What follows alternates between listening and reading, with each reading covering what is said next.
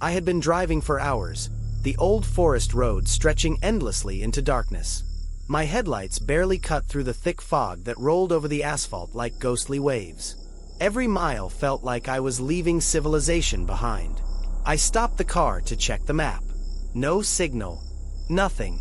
Just me, the forest, and the sound of my own breathing. Then I saw it. Movement at the edge of the trees. Something tall, humanoid, but wrong. Its limbs were too long, bending at impossible angles. My stomach churned. I grabbed my flashlight and stepped out. The beam trembled in my hand, bouncing over twisted branches and mist. The thing didn't run. It didn't make a sound. It just watched. I knew then, this wasn't an animal. It was something else. Something born from human hands. Some experiment that shouldn't exist. My rational mind screamed at me to leave, but curiosity, or maybe fate, kept me rooted. Suddenly, I heard footsteps behind me. Heavy, deliberate, not matching my pace. Something, or someone, was following me. I spun around. Nothing. Just the fog swallowing the trees. Then a whisper, low and guttural, came from the shadows. "Daniel!" I froze. My name. How did it know my name? The forest didn't feel empty anymore. It felt alive. Watching. Waiting. And I was at the center of it. The stalker in the fog. Asterisk, asterisk. My hands shook as I gripped the flashlight tighter. The fog seemed to thicken, curling around my boots like grasping fingers. I started walking slowly along the road, trying to convince myself it was just an animal, or my imagination.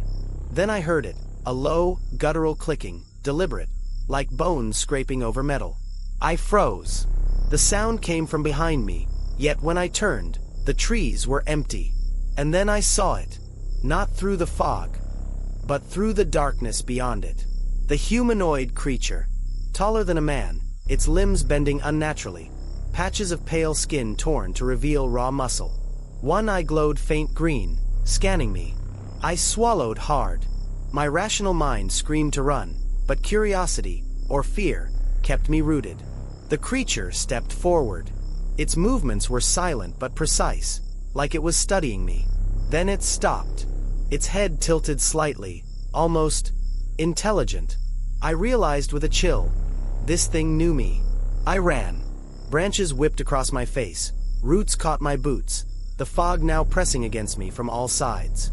Behind me, the clicking grew louder, closer. I stumbled into a small clearing. Moonlight filtered through the canopy, illuminating the cracked sign of an old forest ranger station, abandoned decades ago. I ducked inside, heart hammering. The creature circled the clearing, its glowing eyes scanning, but it didn't follow. Instead, it stopped at the edge, like it was waiting, watching, calculating. And then I heard a whisper from the shadows of the station. "You belong here. Daniel." I froze. My name again. And in that instant, I understood. I was not a random traveler. Somehow, the forest, the creature, it had been waiting for me. Unit 14 and the prototype, asterisk asterisk. I pressed myself against the broken wall of the ranger station, trying to catch my breath. The forest outside was silent now, but I didn't trust it. Every instinct screamed that I was still being watched. Then I saw movement, a figure emerging from the shadows. At first, I thought it was the tall creature chasing me, but as it stepped into the weak moonlight, I realized it was different. It was Unit 14, the humanoid experiment. Its limbs were elongated and grotesque, but its eyes, one glowed faintly, the other was cloudy, almost human. Despite its injuries, it seemed deliberate, cautious, like it knew I was here to survive. I froze. Unit 14 made a low clicking sound and stepped closer, but not aggressively. It gestured toward the east, toward a barely visible path cutting deeper into the forest. Suddenly, the ground trembled. A distant, guttural roar echoed through the trees. The prototype monster, larger, taller, more terrifying than anything I had imagined, was approaching. Unit 14's glowing eye flickered toward me. In its strange, broken way, it seemed to say, "Follow, if you want answers." I hesitated. Trust a creature that was part human, part monster? But my gut told me there was no choice. The roar grew louder. We ran together. Branches lashed our faces. Fog twisted unnaturally around our legs. The prototype was fast, and the forest shook with every step it took. I dared a glance back. It was enormous, limbs tearing through trees like twigs, eyes glowing with an intelligence that made my blood run cold. Unit 14 occasionally glanced back, clicking frantically as if coordinating with me. Somehow, we were moving in tandem, navigating a forest alive with death. Ahead, I saw faint lights, maybe an old Blackridge field lab, abandoned but intact. My heart sank and surged at the same time. Answers or death? Unit 14 nudged me forward. No sound but urgency in its gaze. I followed. Field Lab C. 23-inch ***. We emerged from the dense forest into a small clearing. Faint lights flickered ahead, old lamps mounted on rusted poles, illuminating a metal structure half swallowed by vines. Unit 14 paused at the edge of the clearing. Its glowing eyes scanned the perimeter, clicking rapidly. I knew it was warning me. The lab wasn't empty. The closer I got, the more I noticed the signs of past experiments. Rusted cages, shattered equipment, and the faint smell of chemicals hung in the air. This place had been abandoned for years, but it felt alive. Watching, we stepped inside through a half-open door. The interior was a labyrinth of dimly lit corridors, broken consoles, and scattered papers. On one wall, a series of photographs had survived the decay, humans strapped into machines, with strange markings, their eyes wide in terror. Then I noticed one photo that made my blood run cold. Me. Not a picture from today. A photo from years ago, taken in this lab. Someone had been tracking me long before I arrived in this forest. Unit 14 stepped closer and tapped the photo. Its glowing eye flickered, almost like it was trying to communicate. I finally understood. I was part of the experiment. The creatures in the forest weren't hunting me randomly. They were testing, observing, waiting for me. A distant, heavy thump echoed through the building. The prototype monster had found the lab. Unit 14 nudged me toward a staircase leading down to the sublevels. Follow, its clicks seemed to say. As we descended, the lights flickered, and the metallic scent of chemicals grew stronger.